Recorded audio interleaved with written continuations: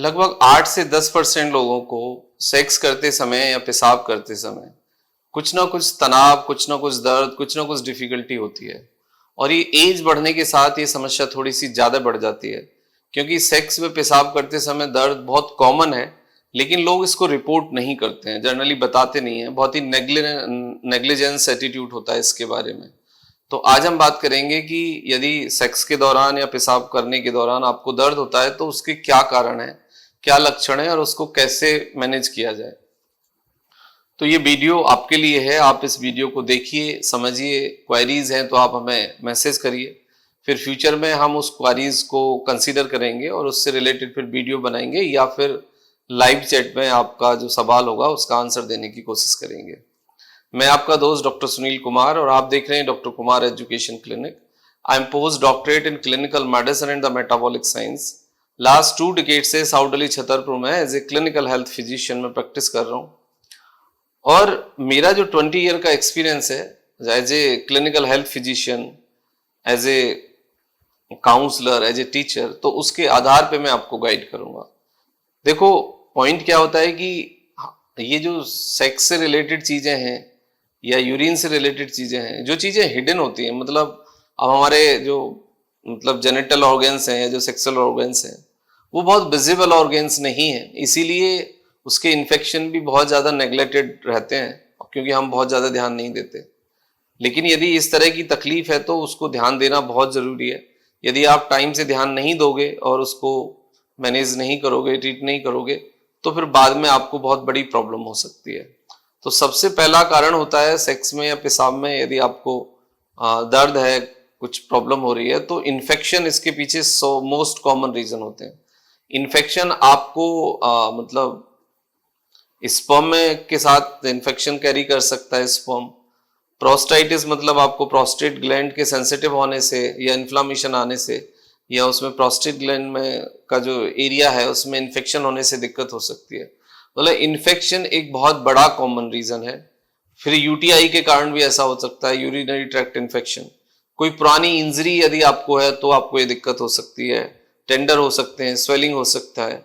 UTI के साथ साथ प्रोस्टाइटिस है, क्लेमडिया है, गोनोरिया है, सेक्सुअल ट्रांसमिटेड डिसीज है।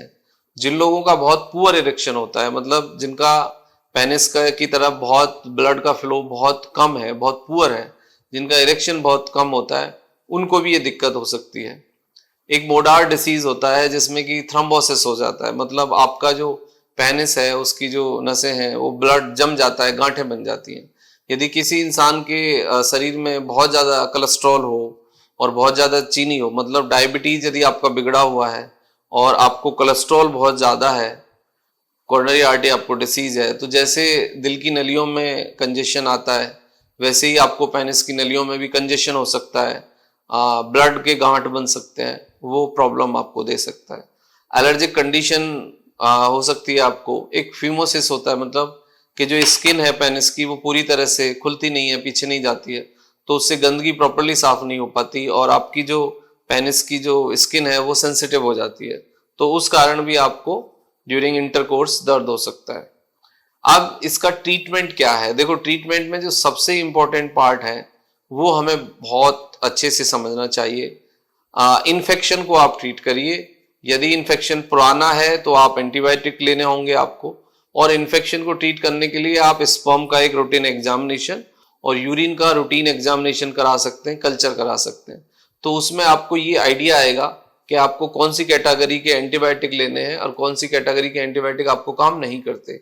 कई बार क्या होता है कि हम रैंडमली एंटीबायोटिक ले लेते हैं और उससे कोई फायदा हमें नहीं होता है, बल्कि इन्फेक्शन हमारा बढ़ता रहता है।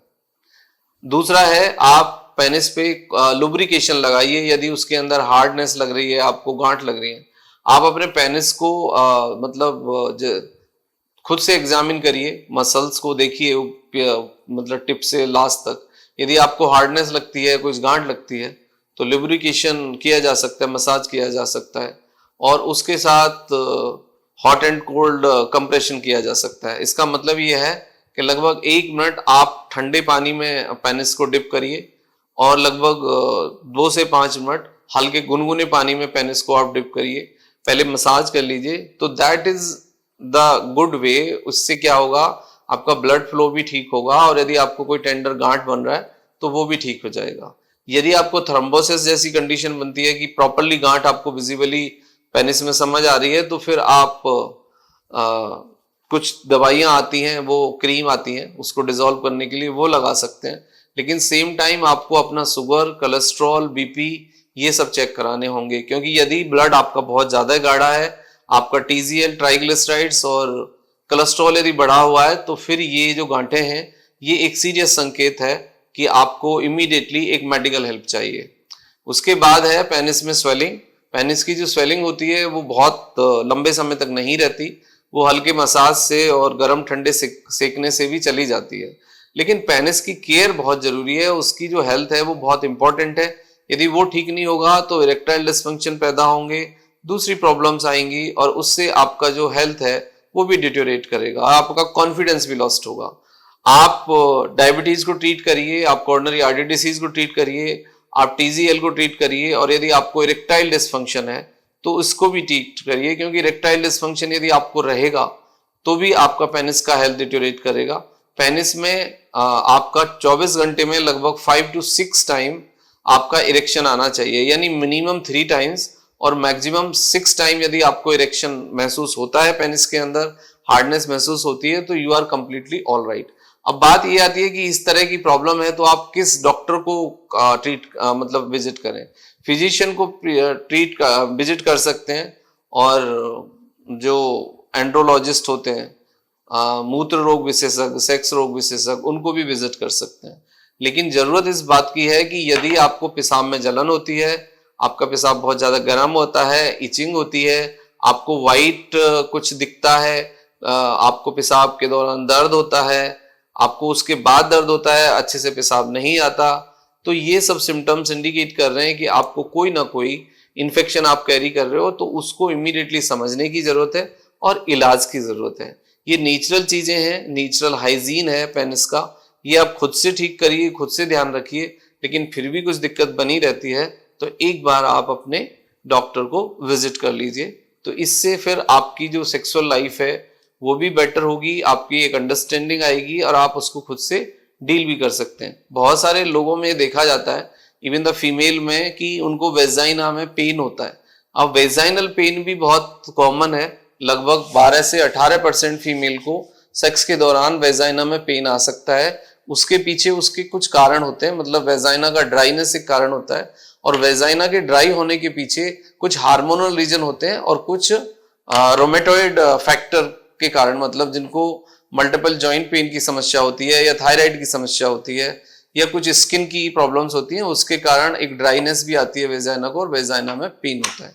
उस तरह से ही पेनिस का है, तो पेनिस का हेल्थ एंड वेजाइना का हेल्थ, दोनों का ही हेल्थ बहुत इंपॉर्टेंट है।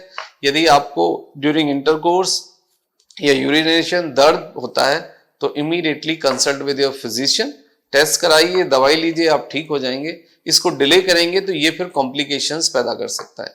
Thank you very much and take care yourself.